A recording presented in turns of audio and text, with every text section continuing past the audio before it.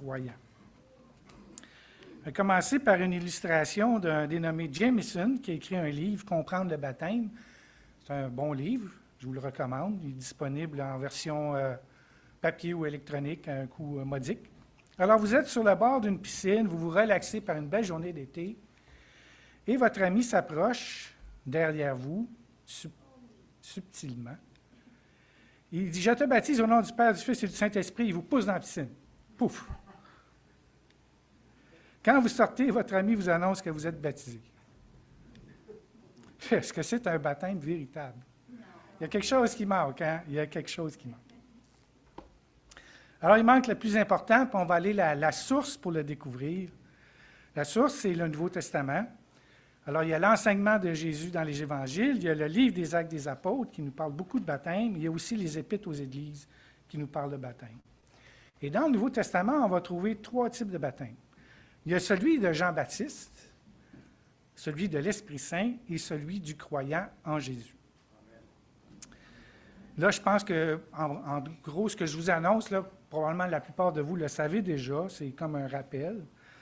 Alors, le baptême d'eau de Jean-Baptiste est un symbole de repentance, de changement de vie, et c'était en préparation à l'arrivée du Messie. Jean baptisait, il annonçait que, il dit, « Moi, je vous baptise d'eau pour vous amener à la repentance, mais celui qui vient après moi est plus puissant que moi, c'est Jésus, et je ne suis pas digne de porter ses souliers. Lui, il vous baptisera du Saint-Esprit. » Et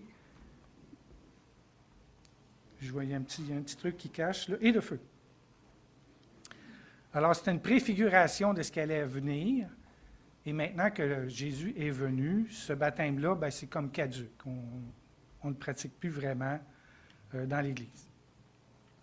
Maintenant, le baptême du Saint-Esprit, c'est spirituel, c'est un don de Dieu. On le reçoit à la nouvelle naissance et ça introduit le croyant dans l'Église, l'Église avec un grand E, le corps de Christ. Tous ceux qui sont croyants, qui ont placé leur confiance en Jésus-Christ. Dans 1 Corinthiens 12, 13, on lit « Nous avons tous, en effet, été baptisés dans un seul esprit pour former un seul corps, soit juif, soit grec, soit esclave, soit libre, et nous avons tous été abreuvés d'un seul esprit, l'Esprit Saint. » Alors, peu importe notre condition, on fait tous partie, il y a un corps de Christ, et on en fait partie quand on place notre confiance en Jésus-Christ. Maintenant, le baptême d'eau du croyant de Jésus, ce n'est pas le baptême de Jean-Baptiste, ce n'est pas celui de l'Esprit Saint, et c'est pour cela qu'on est réunis ce matin. Alors, c'est quoi son rôle, lui, dans la vie du chrétien? Alors, notre objectif de notre message, c'est de mieux comprendre ce baptême-là, et on va utiliser la méthode QQOQ-CCP. Oh! Oui, hein? Le sigle QQOQ-CCP. Alors, le quoi, le qui, le où, le quand, le comment, le combien et le pourquoi. C'est une façon qu'on utilise pour faire le tour d'une question, pour être sûr d'avoir rien oublié. Mais ça nous prend un point de départ, une fondation, et cette fondation-là, c'est la Grande Commission, les dernières paroles du Seigneur avant de monter au ciel. Alors, on va lire ce texte-là, Matthieu 28, les versets 18 à 20. Jésus s'étant approché, leur parlant ainsi, « Tout pouvoir m'a été donné dans le ciel et sur la terre. Allez, faites de toutes les nations des disciples, les baptisant au nom du Père, du Fils et du Saint-Esprit, et enseignez-leur à observer tout ce que je vous ai prescrit. Et voici, je suis avec vous tous les jours jusqu'à la fin du monde. » Alors, ça parle ici de les baptiser. C'est la nature christocentrique du baptême. C'est centré sur la personne de Jésus-Christ. C'est ordonné par lui pour ses disciples. Et ce qui manquait le plus dans notre illustration du début, c'est le Seigneur lui-même, Christ. On n'a pas de baptême sans la personne de Christ. Il y a aussi un agencement à suivre dans ce que le Seigneur nous annonce. D'abord, il faut devenir un disciple avant d'être baptisé. Par la foi, accepter l'Évangile, c'est-à-dire la bonne nouvelle que Jésus est mort pour nous à la croix, pour nous sauver, pour le pardon de nos péchés, et la nouvelle naissance. Le Nouveau Testament, Jésus nous dit qu'il faut naître de nouveau pour devenir un disciple. Ensuite, on se fait baptiser. Et là, on va confesser publiquement notre attachement à Jésus. Et finalement, on va suivre l'enseignement pour obéir à ce que notre Seigneur a prescrit. Ça, c'est le rôle individuel, mais il y a aussi un rôle pour l'Église dans le baptême. Alors, faire de toutes les nations des disciples de Jésus, c'est une mission confiée à l'Église, annoncer l'Évangile, baptiser les nouveaux convertis, recevoir la confession de foi, c'est aussi un geste fait par l'Église. C'est l'Église qui baptise. Et enseigner ce que le Seigneur a prescrit, c'est un autre rôle de l'Église. Ce matin, j'apporte un enseignement. Il y a toutes sortes de types d'enseignements pour former les disciples à suivre Jésus. Et c'est un autre élément qui manque de notre illustration. Christ était absent, mais aussi l'Église était absente. Alors, le quoi? On va y aller. Il y a quelques mois, Luc nous a fait un message sur justement intitulé « Qu'est-ce que le baptême ?» Je ne répéterai pas tout ce qu'il a dit. Je vous invite à le visionner parce qu'il y va vraiment en détail. Mais le baptême, qu'est-ce que c'est? C'est une confession de foi. On confesse que Jésus est notre Sauveur et on confesse aussi qu'on a l'intention de faire de Jésus notre Seigneur. C'est un symbole, c'est une illustration d'un changement de statut. Alors, le symbole, c'est mort avec Christ, enseveli, mort avec lui, et ressuscité pour une vie nouvelle. L'Épître aux Romains, que notre frère Luc nous avait utilisé comme passage, là, « Ignorez-vous que nous tous qui avons été baptisés en Jésus-Christ, c'est en sa mort que nous avons été baptisés. Nous avons donc été ensevelis avec lui par le baptême en sa mort, afin que comme Christ est ressuscité des morts par la gloire du Père, de même nous aussi, nous marchions en nouveauté de vie. » Alors c'est un symbole puissant. Mais le baptême, c'est aussi un engagement. On en a parlé. Le croyant s'engage à faire de Jésus son Seigneur, à agir comme disciple du Seigneur. Et cette partie-là, ça implique un renoncement et une acceptation. On renonce à certaines choses de notre vie passée et on accepte la souveraineté du Seigneur sur nous. 1 Pierre 3, 21. Cette eau est une figure du baptême qui n'est pas la purification des souillures du corps, mais l'engagement d'une bonne conscience envers Dieu. On s'engage avec une bonne conscience. Alors, la mise en pratique de tout ça, l'Église, dès la Pentecôte, qui est le jour de création de l'Église, on voit Pierre qui met ça en pratique. Dans Actes 2, 38, les versets et aussi 40 et 41, Pierre leur dit, « Repentez-vous et que chacun de vous soit baptisé au nom de Jésus-Christ pour le pardon de vos péchés et vous recevrez le don du Saint-Esprit. » Verset 40-41. Et par plusieurs autres paroles, il les conjurait et les exhortait, disant, « Sauvez-vous de cette génération perverse. » Ceux qui acceptèrent sa parole furent baptisés. Et en ce jour-là, le nombre de disciples s'augmenta d'environ 3000 âmes. Alors, faire des disciples, ensuite les baptiser. Les gens ont cru, ensuite ils ont été baptisés. Alors, il y en avait 3000. Je ne sais pas comment ils ont procédé, mais ça devait être... Il devait être bien organisé. Je ne sais pas s'ils l'ont fait en une journée, mais...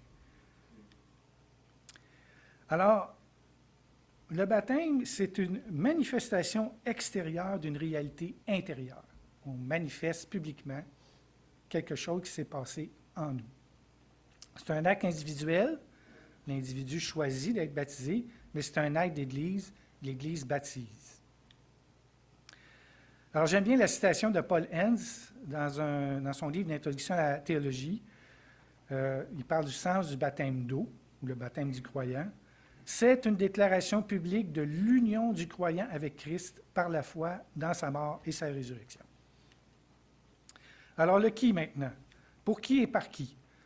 Alors, on l'a dit, le baptême est réservé aux croyants, celui qui a entendu l'Évangile, ça c'est dans le passé, il l'a entendu, il a placé sa foi dans Jésus-Christ, il croit, c'est passé et présent, et il désire le suivre dans le futur pour porter du fruit. C'est vraiment pour le croyant.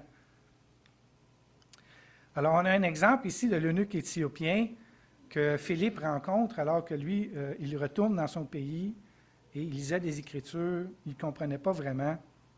Alors Philippe, ouvrant la bouche et commençant par ce passage, lui annonça la bonne nouvelle de Jésus. Comme ils continuaient leur chemin, ils rencontrèrent de l'eau, et l'eunuque dit, « Voici de l'eau, qu'est-ce qui empêche que je sois baptisé? » Philippe dit, « Si tu crois de tout ton cœur, cela est possible. » L'eunuque répondit, « Je crois que Jésus est le Fils de Dieu. » Il a cru, « Si tu crois, cela est possible. » Et Philippe, on va le voir, il va le baptiser sur le champ. Alors, qui peut baptiser? Un membre de l'Église. Un croyant baptisé lui aussi.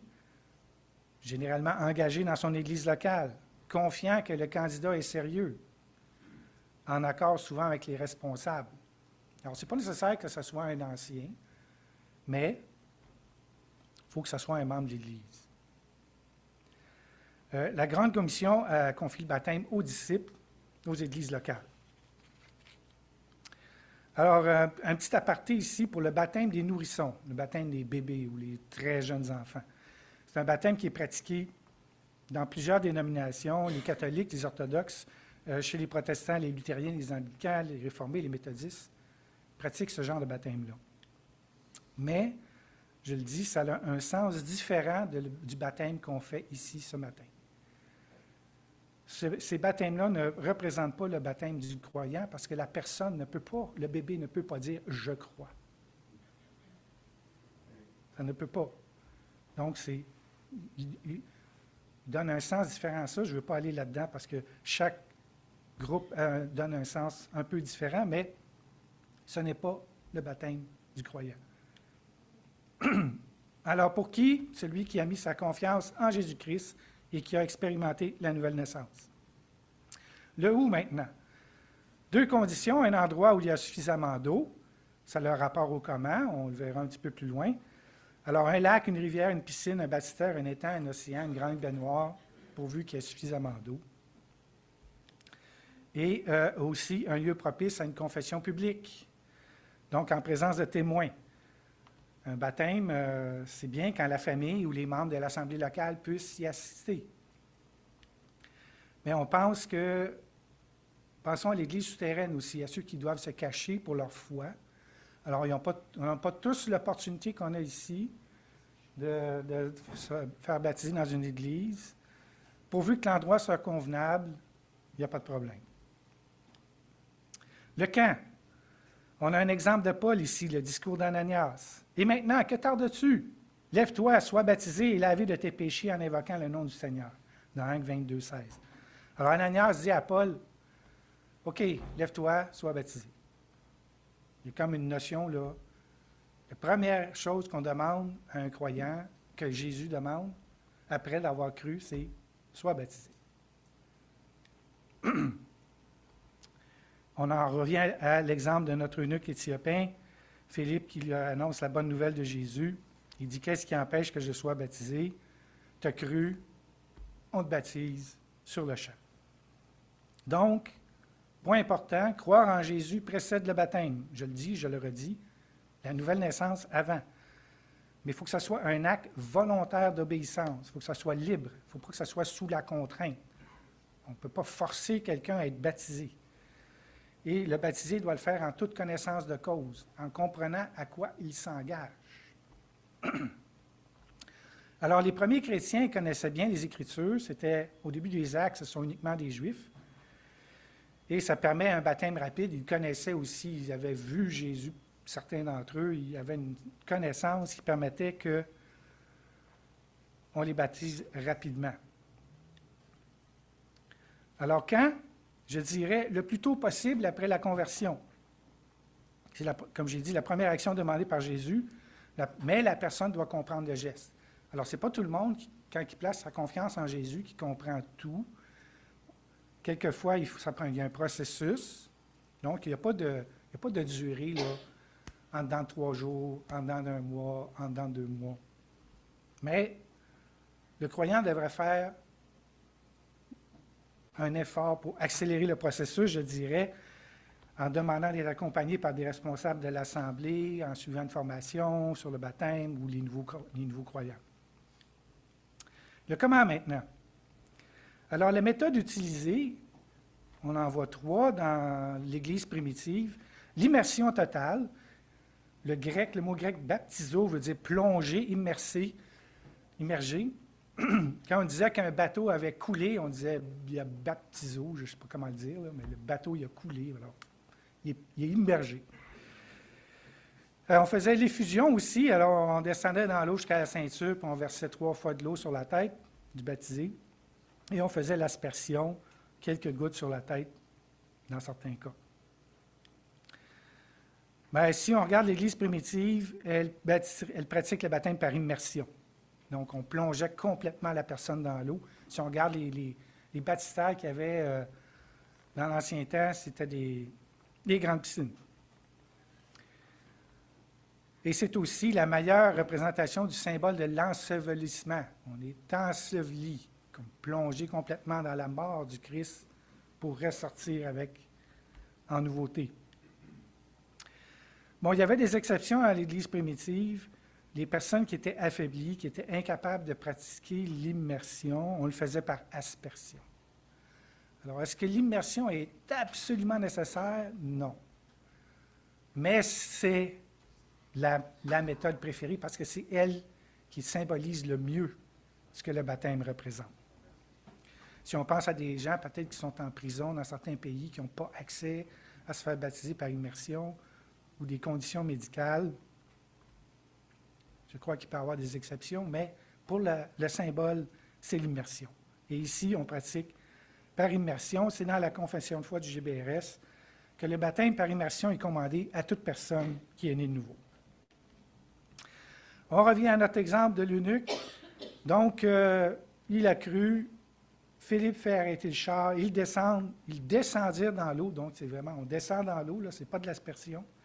Philippe baptisa l'eunuque. Quand ils furent sortis de l'eau, l'Esprit du Seigneur enleva Philippe et l'eunuque ne le vit plus. On comprend que c'est l'immersion. La formule maintenant, au nom du Père, du Fils et du Saint-Esprit, c'est la formule qu'on a lue dans Matthieu 28, 19. Dans les actes, vous allez souvent voir « au nom de Jésus-Christ ». Ce n'est pas une contradiction nécessairement. Donc, on a dit le baptême, c'est christocentrique, c'est basé sur Jésus-Christ. Alors, certains vont dire que dans les actes, on disait « au nom de Jésus-Christ » parce que c'était la façon de mettre Jésus au centre, mais qui utilisait quand même la formule trinitaire quand c'était le temps de baptiser. Mais ici, je veux souligner un danger ici, d'élever le rituel au-dessus du fondement ou au-dessus de la signification. J'ai été frappé parce que c'est le cas du Père Hood. C'est un catholique. Là, ici, ce n'est pas pour dire que les catholiques sont pires que les autres. C'est pas ça que je veux dire. Je veux dire, ce danger-là existe partout dans l'Église, d'élever le rituel au-dessus du fondement. Dans son cas, à lui, il y a eu une publication de la Congrégation de la doctrine de la foi, qui est une organisation catholique, qui disait que l'utilisation du « nous te baptisons » au nom du Père, du Fils et du Saint-Esprit rendait le baptême invalide. Seulement le « je te baptise » au nom du Père, du Fils et du Saint-Esprit est valide. Alors lui, il regarde la vidéo de son baptême 30 ans auparavant, puis le diacre, dans son baptême, c'est pas lui, il est un bébé. Le diacre mentionne « nous te baptisons ».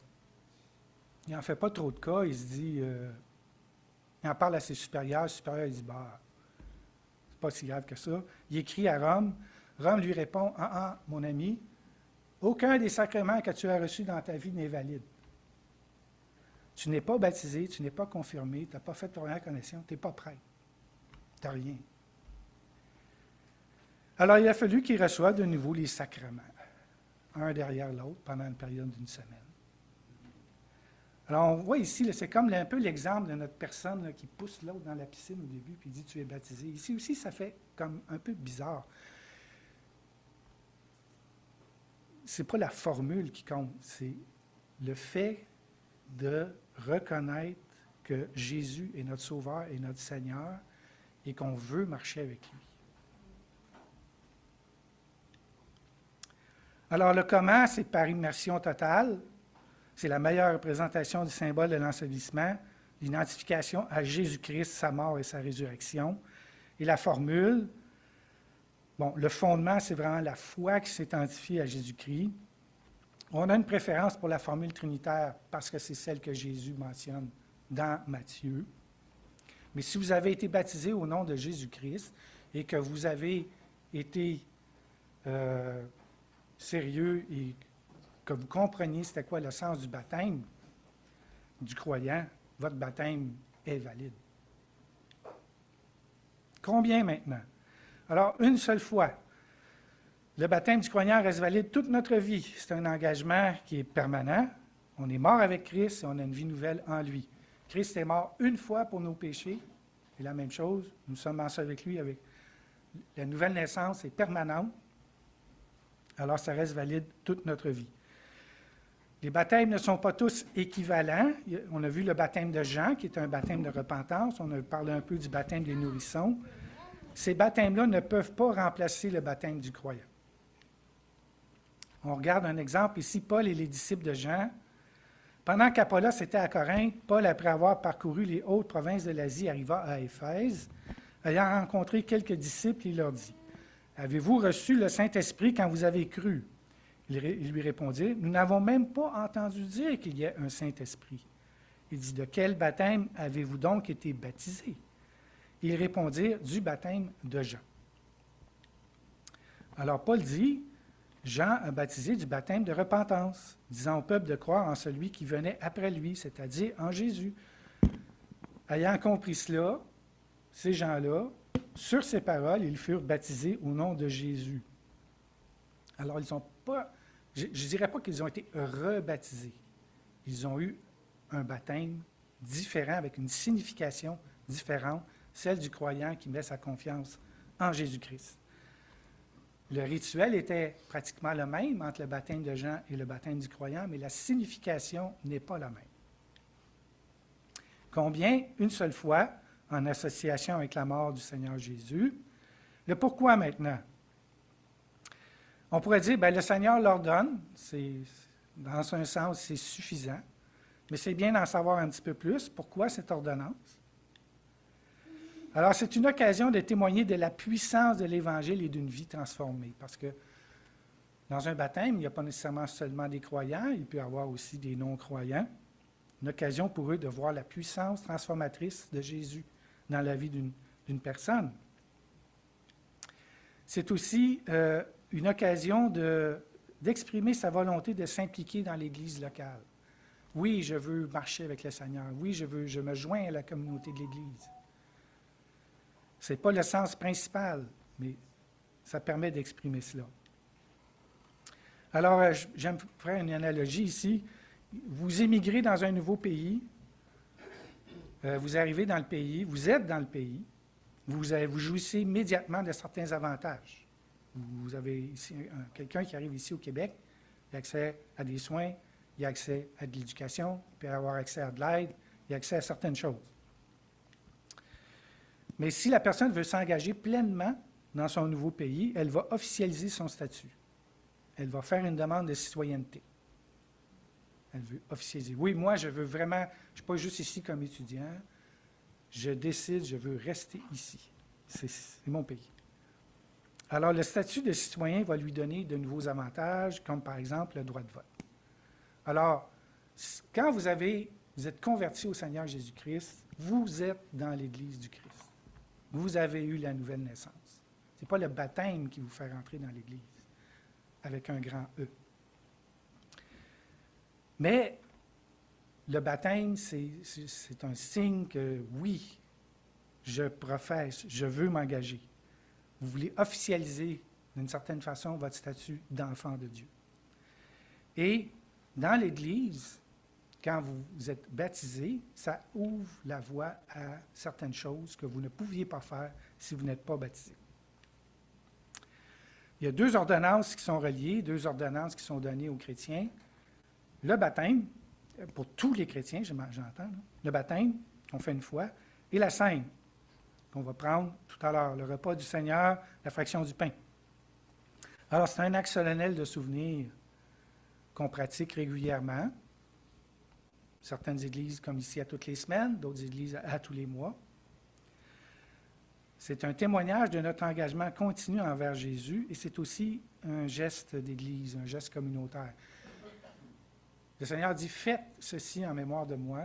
Il s'adresse à plusieurs personnes. Il ne dit pas « Fais ceci en mémoire de moi », il dit « Faites ceci en mémoire de moi ». C'est un geste communautaire, un geste d'Église. Et on sait que la Sainte, c'est réservé aux croyants et que Paul avertit les chrétiens d'un grave danger de la prendre indignement. Et cette responsabilité-là est partagée par les individus et par la communauté. Comme individu, on doit s'examiner avant de prendre le pain et le vin, mais comme Église, on doit aussi s'organiser ou faire en sorte que le repas du Seigneur ne soit pas pris indignement. Alors, il y a une zone d'ombre dans les Écritures à ce sujet-là. Pour les nouveaux convertis qui ne sont pas encore baptisés, ils sont convertis, ils ont reçu le Seigneur comme leur sauveur, ils ont reçu l'Esprit Saint. Est-ce que ces gens-là peuvent prendre la scène? La question, ça revient à dire, est-ce que l'ordonnance de Jésus de « Faites ceci en mémoire de moi », est-ce que ça a la préséance sur celle de « Soyez baptisés ». Si c'est oui, alors il faut participer à la scène même si on n'est pas baptisé. Si c'est non, il faut attendre le baptême. Alors, dans le livre des Actes, on déduit que seuls les baptisés participent à la scène. Mais d'un autre côté, on sait que le baptême suivait immédiatement la conversion. Que ce soit la Pentecôte, l'eunuque, Corneille et sa maison, ils étaient baptisés quasiment sur le champ. Alors, on n'a pas de texte biblique clair qui concerne une préséance de l'ordonnance du baptême sur celui de la scène, mais on a quand même, en tout cas ici au GBRH, on a un penchant sur l'obligation d'être baptisé pour prendre la scène. Je ne sais pas si vous avez déjà entendu parler de la Didaché, qui était un texte utilisé dans l'Église primitive, qui est cité souvent par les pères de l'Église. Mais ça ne fait pas partie du canon biblique. Ce n'est pas un texte biblique, je vous le dis.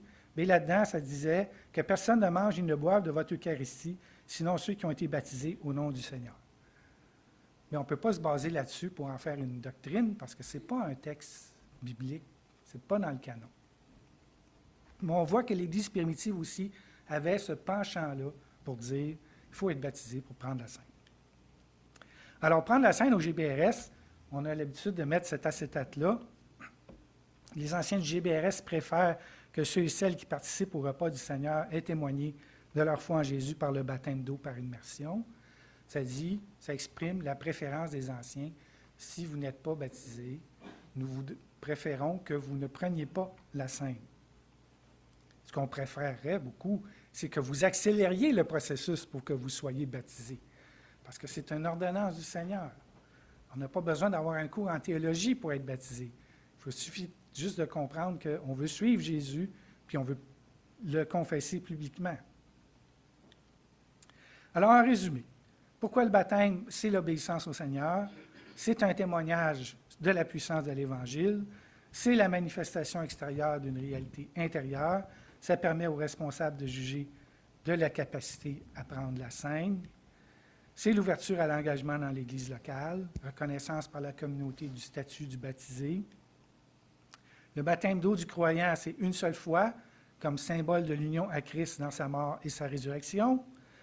Comment? Par immersion, préférablement, à moins qu'il y ait de véritables indications contraires.